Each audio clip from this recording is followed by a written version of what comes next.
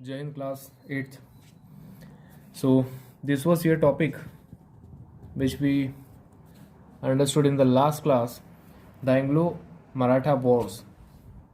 We were on to the history part and we were studying about the rise and expansion of British Empire in India.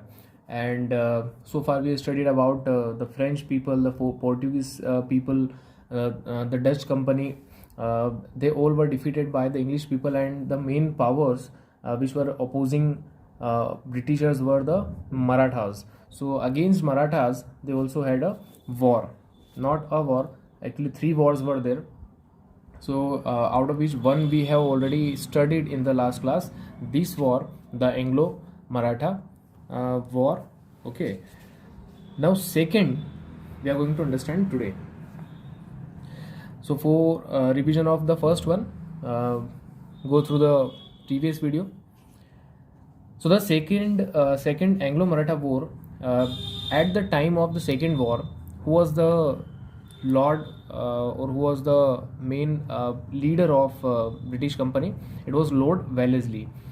Okay, and when the contemporary Maratha ruler Bajirao Peshwa II had already signed a pact with the Britishers.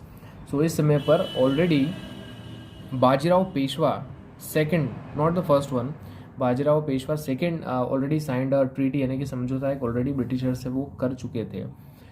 In order to acquire the help of British he had accepted all the terms and treaty. The powerful Maratha chiefs the Bhosle and Scindia declared war against the British in 1803 to maintain their independence. Okay, so second Anglo-Maratha war was fought when the reign of the English company was in the hand of Lord Wellesley. तो Lord Wellesley के समय की ये बात है. Then उस समय पर बाजीराव पेशवा जो मराठा रूलर थे, बाजीराव पेशवा सेकंड, उन्होंने समझौता ऑलरेडी ब्रिटिशर्स के साथ कर लिया था, क्योंकि उनको ब्रिटिशर्स का साथ चाहिए था. इसलिए उन्होंने ब्रिटिशर्स की सारी शर्तों को मानकर उनके साथ एक ट्रीटी साइन की, यानी कि समझौता किया. बट उनमें जो मराठा चीफ्स थे, यानी कि मराठा सरदार जो थे भोसले एंड सिंधिया, इन्होंने ब्रिटिशर्स के खिलाफ 1803 में वॉर छेड़ दिया, यानी कि जंग छेड़ दी. ठीक है, क्योंकि वो चाहते थे कि वो इंडिपेंडेंट बने रहें, ब्रिटिशर्स के अंडर में काम ना करें. You already know that Scindia Gwalior के घराने के हैं. So both of them were defeated, दोनों को हरा दिया ब्रिटिशर्स ने, and were left with no other alternative but to enter into separate treaties with the Britishers. अब इनके पास एक ही ऑप्शन बचा था कि वो ब्रिटिशर्स के साथ में ट्रीटी कर ले, यानी कि समझौता कर ले, क्योंकि दोनों हार चुके थे. So in the beginning the Holkar remained aloof, but soon they also fought against the British to maintain the independence.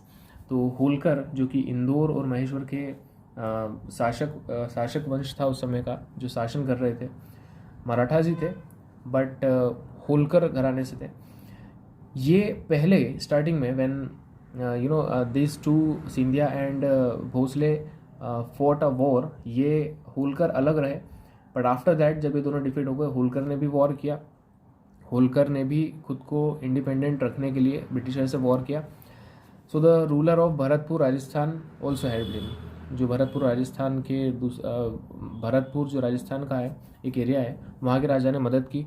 But the British forces were able to defeat the Holkars, लेकिन होलकर्स को भी हरा दिया गया ब्रिटिशर्स के द्वारा. Okay, so ultimately Holkars were also defeated, but they were unable to defeat Bharatpur. तो वो भरतपुर को हराने में असमर्थ रहे. भरतपुर एक मजबूत वहाँ का शासन हुआ करता था और मजबूत सेना वहाँ की थी, तो भरतपुर नहीं हार पाया. एंड अल्टीमेटली जो भरतपुर के रूलर थे उनसे ब्रिटिशर्स को ट्रीटी साइन करनी पड़ी, यानी कि एक समझौता करना पड़ा. Now if you talk about the third and the last Anglo Maratha war, इस वॉर के बाद में मराठास हार गए थे और उस कारण से ब्रिटिशर्स पूरे इंडिया में supreme power, completely supreme power बन चुके थे. And the reason is that at last only the Marathas were left with strong military power, and after their defeat अब ब्रिटिशर्स के सामने कोई बड़ा पावर नहीं था. इस कारण से वो अच्छी तरह से जैसा उनको राज करना था वैसे वो राज करने लगे, एक्सप्लॉइट करने लगे इंडियन पीपल को. So let us go through it. The third one. Here, at this time, Lord Hastings was the Governor General, or we can say the main leader of Britishers. So in 1817 and 1818, the Peshwas already signed a subsidiary alliance with the Britishers. So 1817 में already एक treaty sign हो चुकी थी, किसके बीच में? Britishers के बीच में and the Marathas. So the British resident started putting pressure on the Peshwas to sign a new subsidiary alliance. लेकिन ये जो ब्रिटिशर्स थे वो फिर से प्रेशर पेशवास पर बना रहे थे कि एक नया ट्रीटी साइन किया जाए. Okay, so the Bajirao Peshwa second angered by the continuous interference हो रही थी ब्रिटिशर्स की पेशवास के शासन में, and that's why Bajirao Peshwa second was very angry. अब उस गुस्से के कारण उन्होंने वॉर डिक्लेयर कर दिया, और इस वॉर में इस वॉर के जस्ट साथ में भोसले और होलकर जो थे उन्होंने फिर से ब्रिटिशर्स के साथ में वॉर डिक्लेयर कर दिया. So the Britishers defeated the Holkar and Bhosle and the Peshwas in separate war.